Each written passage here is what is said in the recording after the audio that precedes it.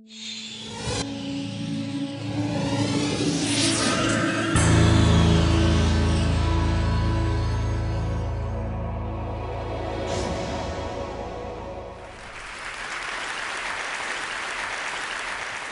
was a Saturday afternoon in May, and I suddenly realized that the next day was Mother's Day, and I hadn't gotten anything for my mom. So I started thinking about what should I get my mom for Mother's Day. I thought, well, why don't I make her an interactive Mother's Day card using the Scratch software that I'd been developing with my research group at the MIT Media Lab. We developed it so that people could easily create their own interactive stories and games and animations, and then share their creations with one another. So I thought this would be an opportunity to use Scratch to make an interactive card for my mom. Before making my own Mother's Day card, I thought I would take a look at the Scratch website. So over the last several years, kids around the world, ages 8 and up, have shared their projects. And I thought, well, I wonder if of those 3 million projects, whether anyone else has thought to put up Mother's Day cards. So in the search box, I typed in Mother's Day, and I was surprised and delighted to see a list of dozens and dozens of Mother's Day cards that showed up on the Scratch website, many of them just in the past 24 hours by procrastinators just like myself. So I started taking a look at them. I saw one of them that featured a kitten and her mom, and wishing her mom Happy Mother's Day. And the creator very considerately offered a replay for her mom. Another one was an interactive project where when you move the mouse over the letters of Happy Mom Day, it reveals a special Happy Mother's Day slogan. In this one, the creator told a narrative about how she had Googled to find out when Mother's Day was happening. And then once she found out when Mother's Day was happening, she delivered a special Mother's Day greeting of how much she loved her mom. So I really enjoyed looking at these projects and interacting with these projects. In fact, I liked it so much that instead of making my own project, I sent my mom links to about a dozen of these projects. And actually, she reacted exactly the way that I hoped that she would. She wrote back to me and she said, "I'm so proud to have a son that created the software that allowed these kids to make Mother's Day cards for their mothers." So my mom was happy, and that made me happy. But actually, I was even happier for another reason. I was happy because these kids were using Scratch just in the way that we had hoped that they would. That as they created their interactive Mother's Day cards, you could see that they were really becoming fluent with new technologies. What do I mean by fluent? I mean that they were able to start expressing themselves and to start expressing their ideas. When you become fluent with language, it means that you can write an entry in your journal or tell a joke to someone or write a letter to a friend. And it's similar with new technologies. By creating these interactive Mother's Day cards, these kids were showing that they were really fluent with new technologies. Now, maybe you won't be so surprised by this because, a lot of times people feel that young people today can do all sorts of things with technology. All of us have heard young people referred to as digital natives. But actually, I'm sort of skeptical about this term. I'm not so sure we should be thinking of young people as digital natives. When you really look at it, how is it that young people spend most of their time using new technologies? You often see them in situations like this or like this. And there's no doubt that young people are very comfortable and familiar browsing and chatting and texting and gaming. But that doesn't really make you fluent. So young people today have lots of experience and lots of familiarity with interacting with new technologies, but a lot less so of creating with new technologies and expressing themselves with new technologies. It's almost as if they can read but not write with new technologies. And I'm really interested in seeing how can we help young people become fluent so they can write with new technologies. And that really means that they need to be able to write their own computer programs or code. So increasingly, people are starting to recognize the importance of learning to code. In recent years, there have been hundreds of new organizations and websites that are helping young people learn to code. You look online, you'll see places like Code Academy and events like Coder Dojo and sites like Girls Who Code or Black Girls Code. It seems that everybody is getting into the act.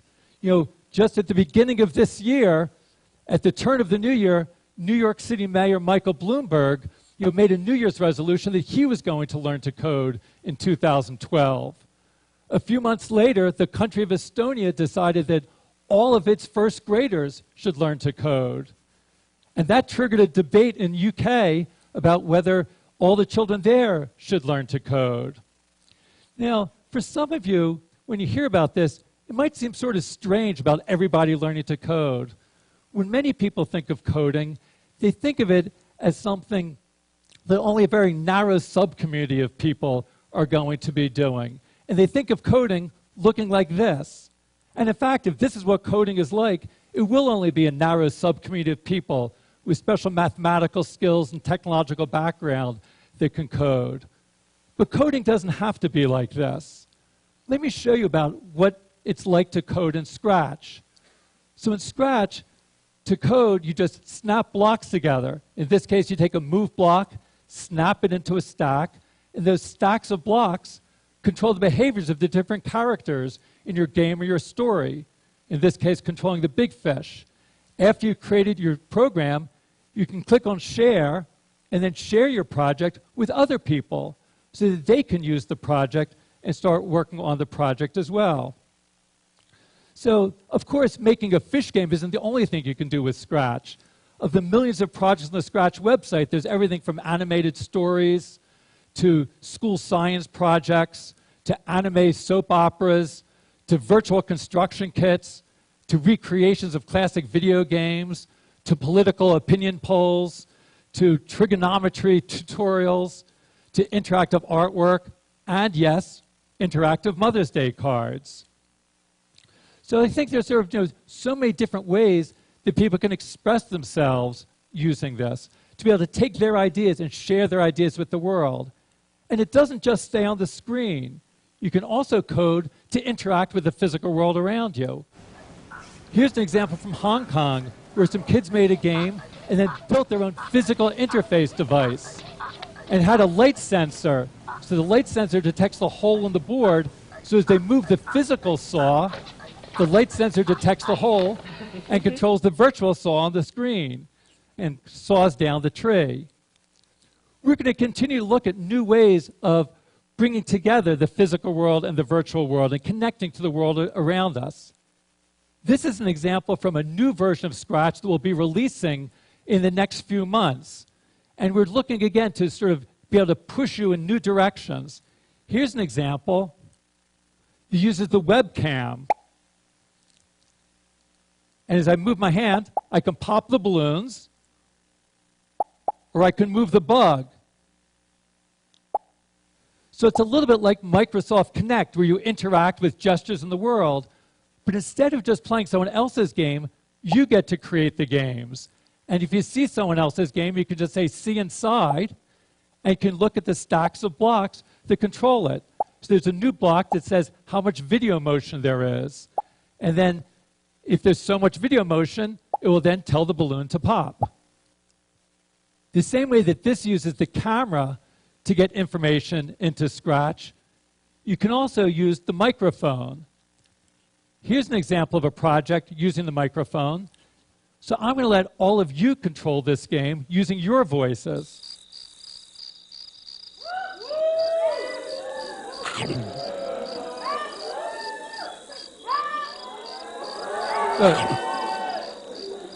So maybe control your...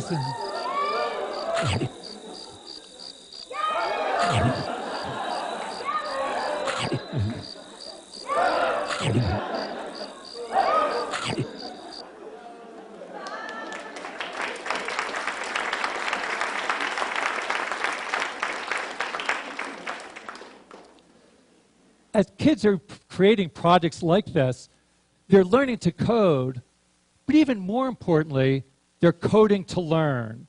Because as they learn to code, it enables them to learn many other things, opens up many new opportunities for learning. Again, it's useful to make an analogy to reading and writing. When you learn to read and write, it opens up opportunities for you to learn so many other things. When you learn to read, you can then read to learn. And it's the same thing with coding. If you learn to code, you can code to learn. Now, some of the things you can learn are sort of obvious. You learn more about how computers work, but that's just where it starts. When you learn to code, it opens up for you to learn many other things. Let me show you an example. Here's another project, and I saw this when I was visiting one of the computer clubhouses. These are after-school learning centers that we help start that help young people from low-income communities learn to express themselves creatively with new technologies. And when I went to one of the clubhouses a couple years ago, I saw a 13-year-old boy who was using our Scratch software to create a game, somewhat like this one. And he was very happy with his game and proud of his game. But also, he wanted to do more. He wanted to keep score. So this was a game where the big fish eats the little fish. But he wanted to keep score so that each time the big fish eats a little fish, the score would go up and it would keep track.